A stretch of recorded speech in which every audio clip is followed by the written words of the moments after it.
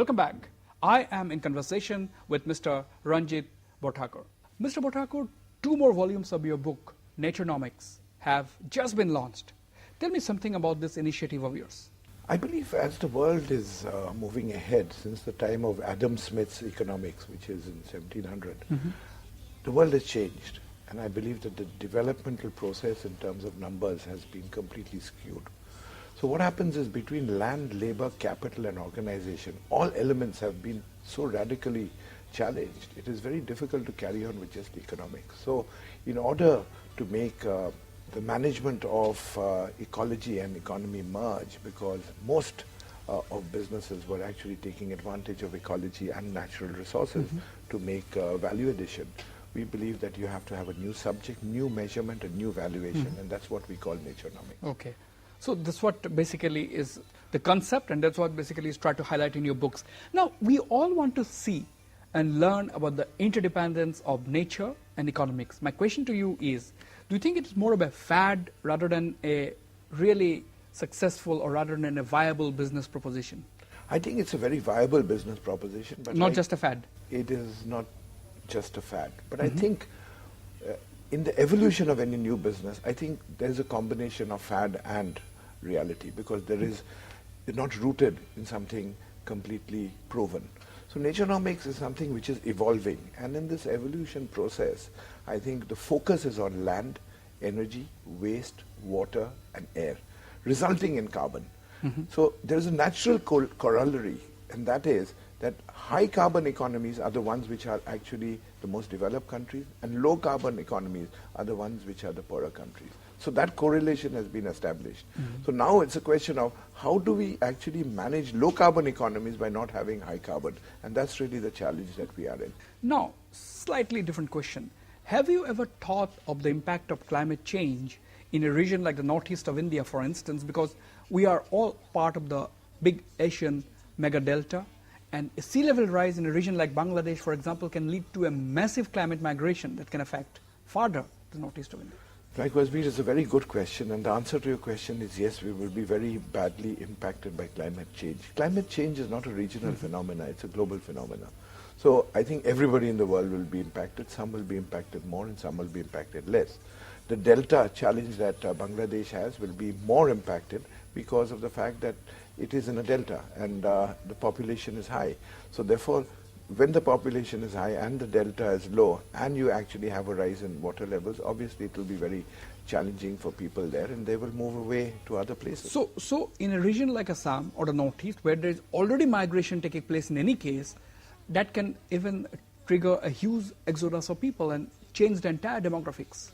In fact, actually, it's a very interesting subject, and I'm quite happy to discuss it offline, because the reality is that all of us have migrated from somewhere. And actually the world, through Adam Smith's time... That's a natural phenomenon. It's a natural phenomenon. In 1900, the population of the world was 2.2 million. Today it's 6.95 million, and it's forecasted to go up to 9 billion in the year... Some estimates say that by 2050, 700 million people are going to migrate all over the world.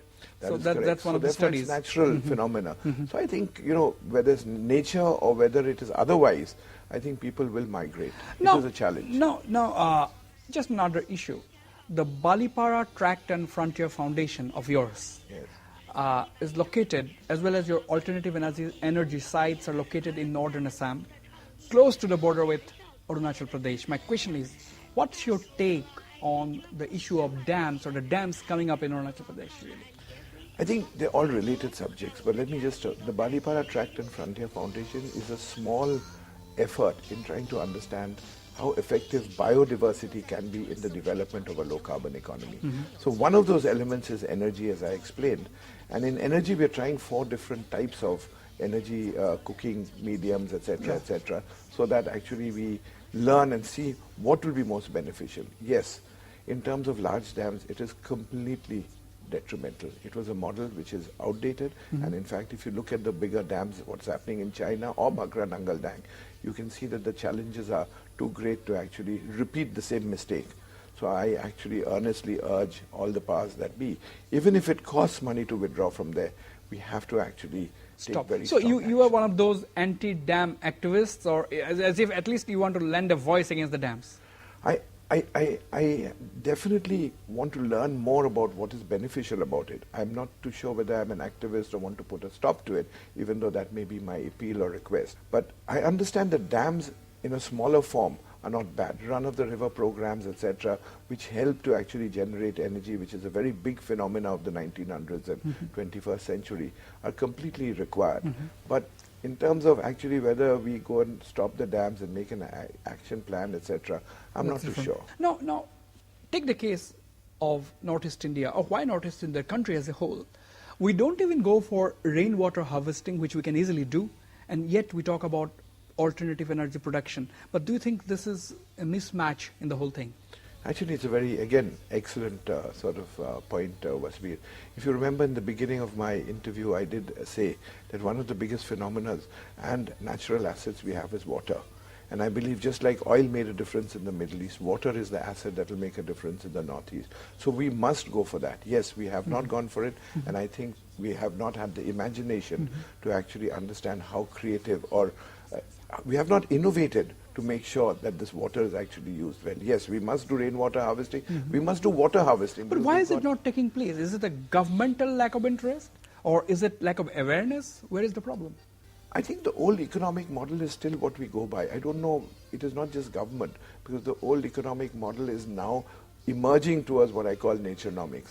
And towards in this emergence, they will realize. So I don't think it's apathy on the part only of government or on the part of private sector. Now, do you visualize a scenario in the Northeast where there will be windmills and rainwater harvesting and so on? Is it your ideal kind of a place you're dreaming about? Actually, what I definitely dream about is a Northeast which will have far more forest cover, because naturally forests grow here. Absolutely. I definitely dream of a very big water enhancement program and a water capture program by which actually the world can be supplied from water here. I'm not too sure about windmills, but certainly wind as an energy source should be harnessed. Should be harnessed, especially in Absolutely. We hope your dreams come true. On that note, we shall go for another short break, but stay on. We'll be right back.